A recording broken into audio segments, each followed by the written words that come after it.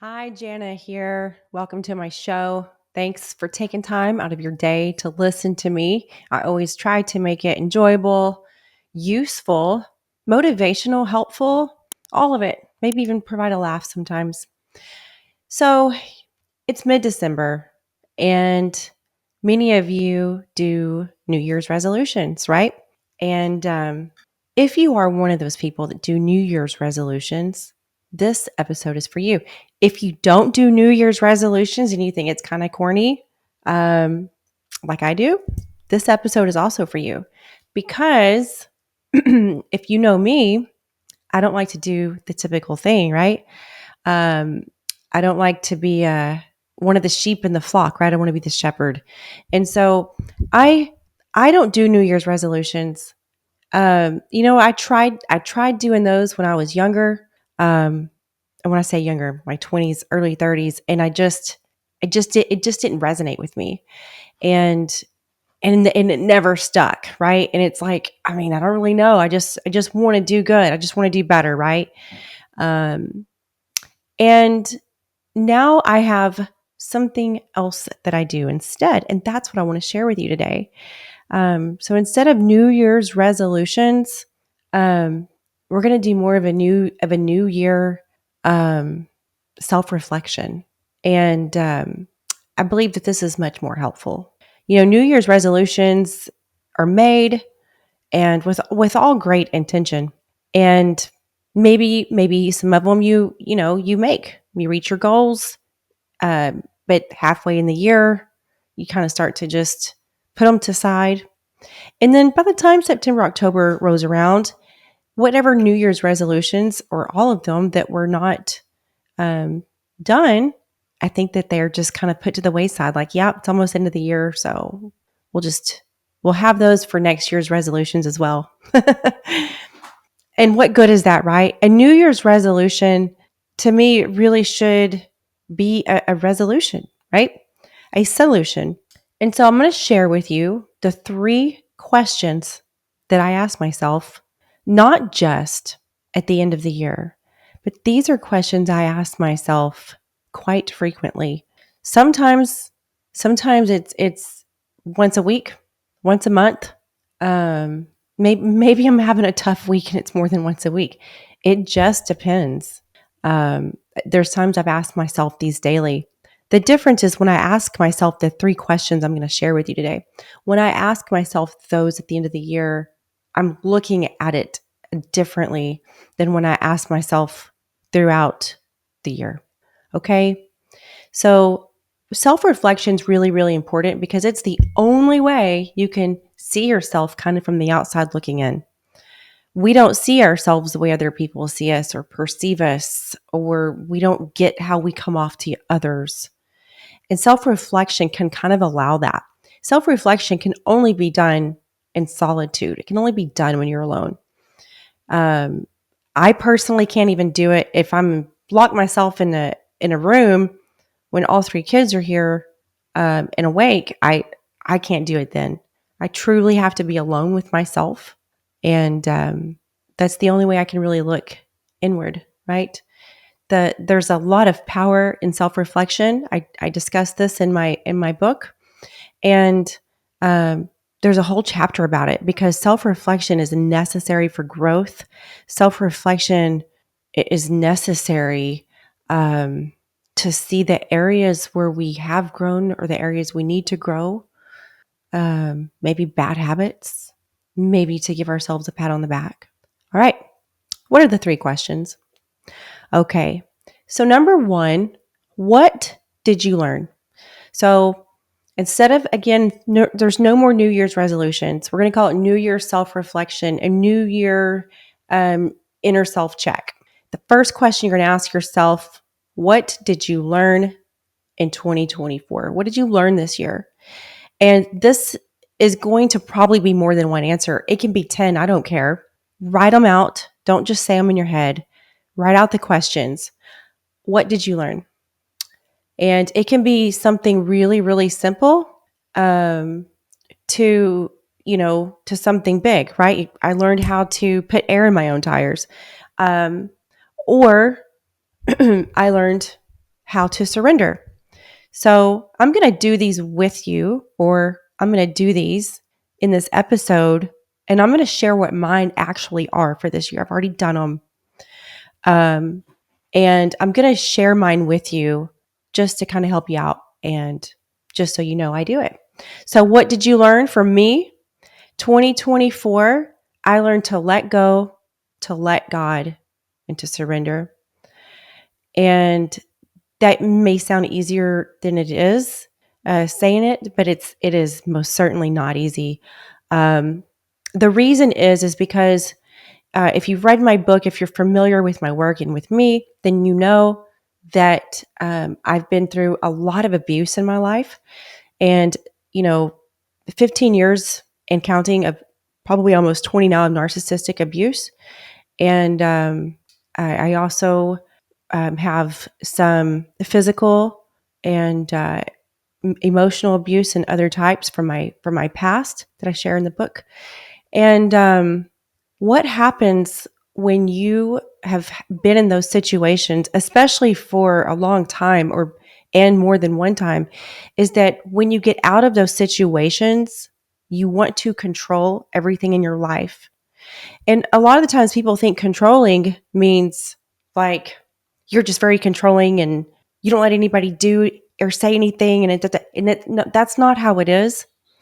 What it is that if you don't understand it, so I was in a 15-year narcissistic abusive marriage, and so I wasn't able to have control of any part of my life.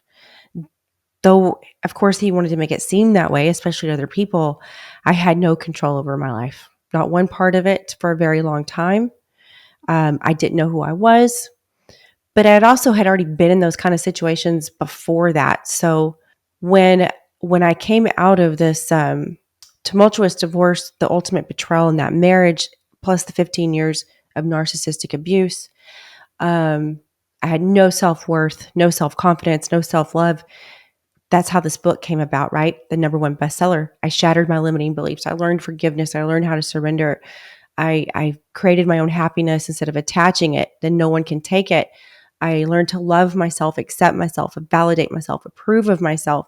And only then could I attract the kind of people that I really, really want in my life, because I wasn't looking for any of those things from external sources that I'm meant to give myself, right?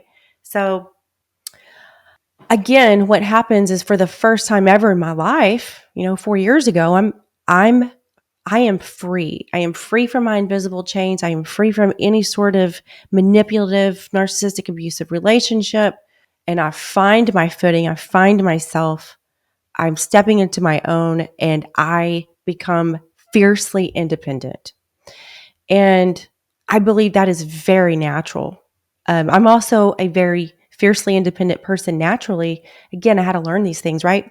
So being fiercely independent, learn these things, and coming from those types of relationships, and one from a very long time,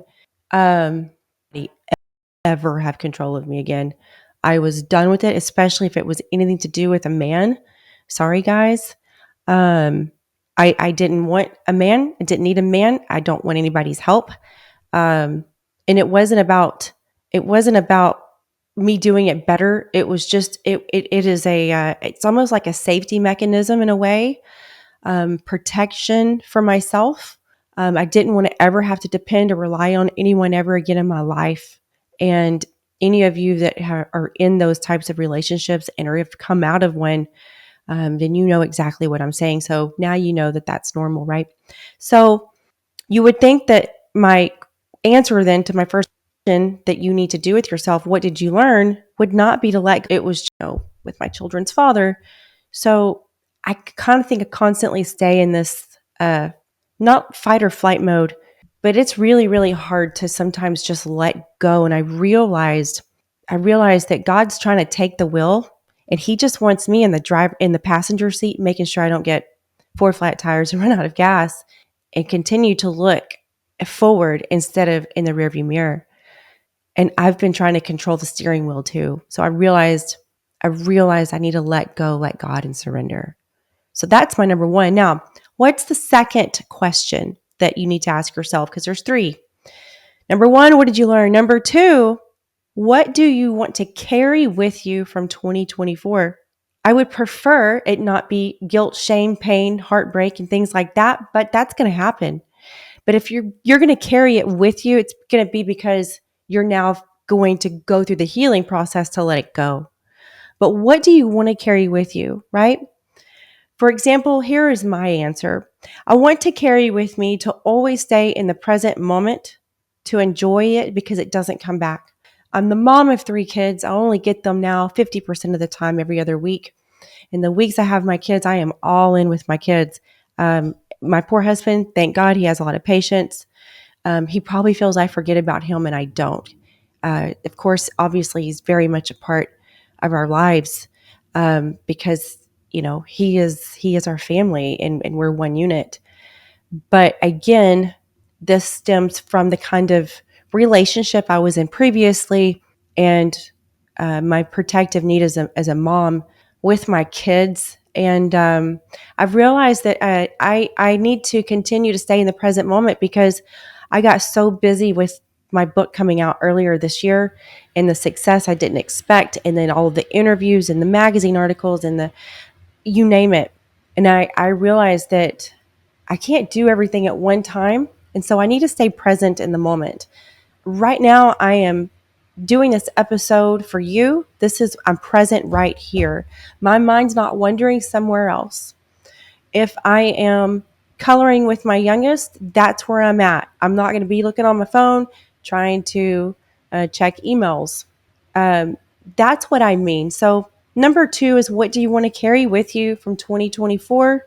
And in 2024, I learned through being very, very busy and overwhelmed, I need to stay present in the moment because I don't, I can't get anything back. I can't get what happened and what I said 2 minutes ago back. I can't get five minutes ago back. I can't get yesterday back. I only have right now in this moment. So that is my number two. What do you want to carry with you? Number three, and this I believe is the toughest question of all.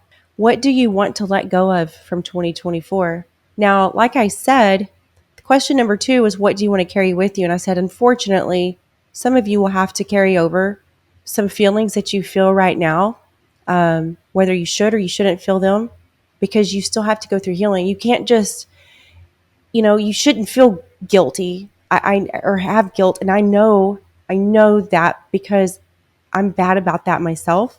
But you can't just say, okay, bye, letting you go. You got to let it go through a healing process. And if you're really ready to go through the healing process, read my book. And I'm not just saying it. Read my book, #1 bestseller, Unfuck Your Mind, Shatter Your Limiting Beliefs to Become Who You're Meant to Be. I go through the roadmap of the healing process of shattering your limiting beliefs. I share what it's like in depth to live with them, to break them, to live without them. I do not hold back. Please read that book. So number three, again, the third question you want to ask yourself is what do you want to let go of? You can say you want to let go of pain. You can say you want to let go of heartache, of sadness, of anger, because you need to let go of it. But you have to say, I'm going to let go of it because now in 2025, I'm ready to heal. Okay? Unfortunately, you have to carry it all with you, my friends, until you can unload that backpack of all that weight. And the only way you unload it is by going through the healing process. My answer for this was control. This goes back to my number one. So the number one question was, what did you learn from 2024? And mine is, I learned to surrender and to stay there. And so I realized as I was writing my answers down, if you're watching on YouTube, I really wrote them down. I realized how good those went together, my number one and my number three. I learned to surrender. Again, I wrote about it in the book, but I remembered I need to continue to do that myself. My number three thing is I want to let go of control. And when I say that control, I realize that's just going back with the surrender thing. I really do have a hard time sometimes wanting help from other people. And that's something I'm trying to work on. And, you know, I don't ever intend to frustrate people with that. Um, I just sometimes feel like, and again, this comes from the abusive past relationships. I feel like sometimes having people help me, it makes me feel like I'm a burden to them. It's not about I can do it better, or they can't do it, or they don't know. It's because it makes me feel guilty. And that's something I'm working on. See, I'm a mindset expert and I'm still working on stuff. So, again, stop doing New Year's resolutions. How many of you really do them all? It's cheesy. You really want to do better. You really want to be better. Work on yourself. So, go Janna's route. New Year's self reflection, New Year's self check in. Ask yourself these 3 questions. What did you learn in 2024? Number 2, what did you carry with you? What do you want to carry with you from 2024 to 2025? Number 3, what do you want to let go of? Again, there can be more than one answer, and it can be something simple to something really deep. There's no wrong answers. The only wrong thing is to not do it, because it's going to help you. And if you have a hard time with it, maybe you really should do it, right? All right, guys. Thank you all for tuning in. Please subscribe, rate, download, send to friends, have them do the same. It helps me out. I'm trying to grow. And I love you all. All right, bye-bye.